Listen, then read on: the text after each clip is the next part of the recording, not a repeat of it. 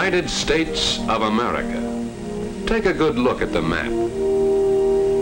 You remember that for every square mile we have, there are 15 more in the rest of the world. For every worker we have, there are 15 more in the rest of the world. The odds against us are about 15 to 1 in land and in workforce. Only about 1 out of 5 workers in our country is on our 6 million farms and ranches. But they produce enough to feed all of us. And 4 out of every 5 workers are at work in our 4 million other work centers. Remember, altogether we have about half the productive power of the whole world. With an economy of this size, naturally we have great problems. Do you know what our biggest problems are and what you want done about them? Let's look them over. We declared our independence way back in 1776. We said officially that we take our rights from God and that we, the people, will keep the power of government in our hands. The main purpose of our limited government is to secure our rights. While we have amended our Constitution many times, we have not changed that purpose. Do you think we should? Do you think we should change the democracy of our republic for the dictatorship of a regimented state? Do you think you'd be better off with unlimited government by fear and force?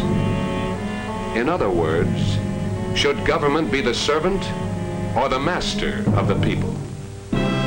So far, you have a free choice. But do you care? Does it make a difference to you? Of course it does. The difference is so big that you have to live it to really appreciate it.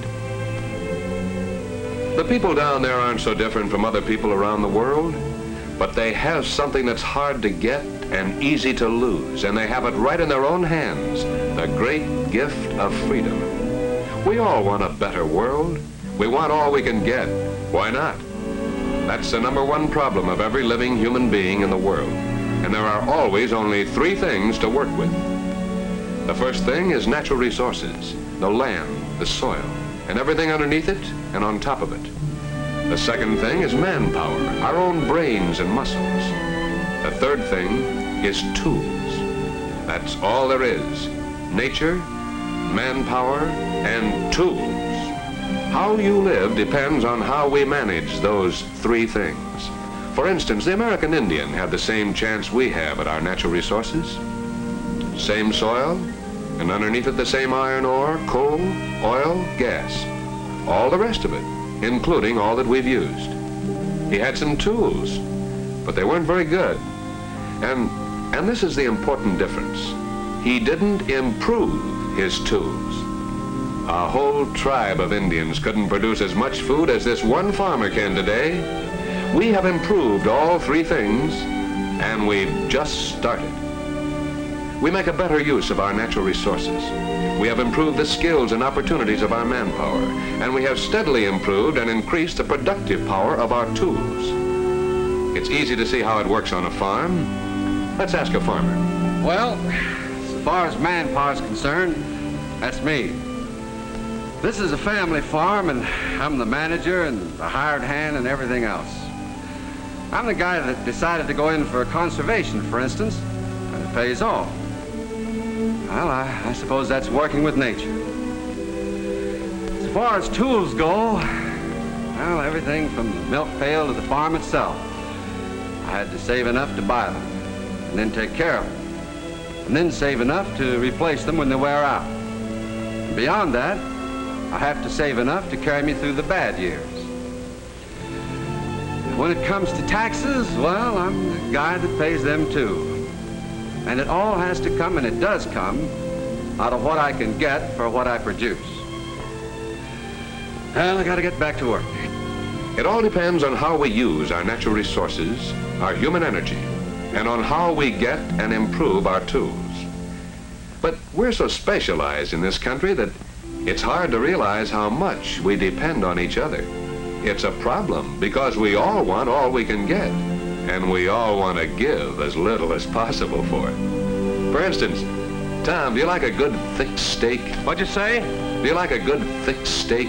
Sure, I like a good steak. Would you like steaks to be bigger and juicier and thicker and cheaper? You can say that again. How about it? Now, wait a minute. I raise beef cattle. You want as much as you can get for them, don't you? Don't you? How about refrigerators or farm equipment? Would you like to have better equipment all the way around and cheaper?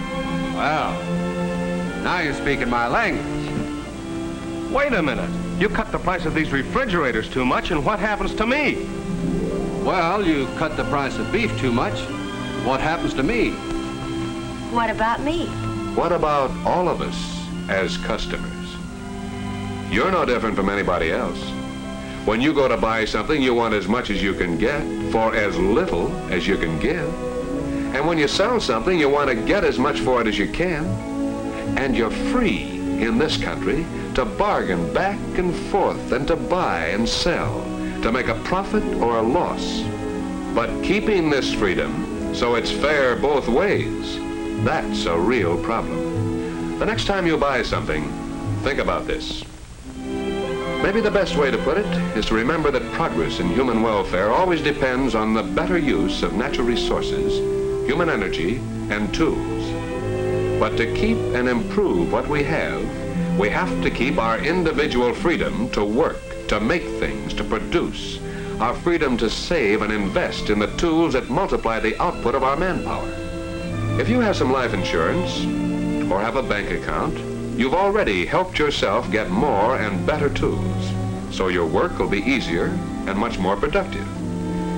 When we talk about tools, remember, we mean more than hand tools, more than power tools. We mean the buildings, the land they stand on, all the equipment, all the facilities, anything and everything that helps us get more real production and get it more easily. We have the best workmen and the best tools.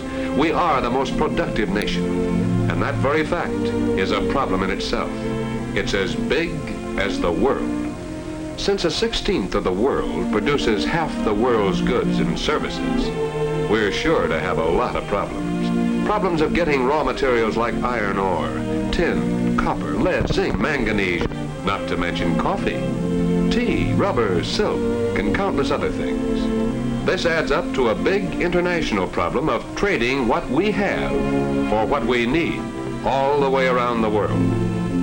Right here in the United States, we have great problems, not only of steady employment, steady production, of food, shelter, and comforts, but we have great problems of sectional and social inequalities, real problems of security and human welfare. But don't forget that the answer to these problems depends on what happens to our 10 million workplaces, where we're free to make an individual decision, to try out a new idea, a new product, to make a profit or a loss. 10 million places with freedom of choice, so successful that we double our standard of living every generation. We have the problem of keeping what we have and improving it, or giving some small group an unlimited power and letting them tell us where and how we can live, work, speak, or worship. To protect us, we have the secret ballot. Nobody can look over your shoulder when you vote. When you step behind that curtain and write out your own personal choice, you're alone with your conscience and your God. If you have any doubt about how good all this is, think of the rest of the world.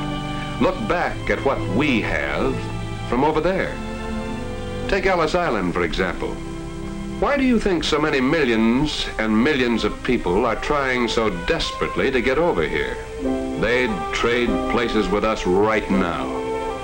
We're free to leave, but some countries have bars and iron curtains just to keep their citizens where they are. That tells us something about this country and other countries. We have great problems. The problem of war and the problem of peace. The problem of keeping and improving what we have. Some people would like to change what we have. How do you feel about the purpose of our government? Do you want limited government by law and government with our consent? Government which preserves our real freedoms? Or do you want some other kind of government? Even unlimited total government where no man is free? Men made what we have. Men can change or destroy it. The way we meet our problems today may in the not too distant future decide between a dictatorship or a democracy. It's in our hands. We still have a free choice. And while we still have a free choice, let's talk about it and what it means to you.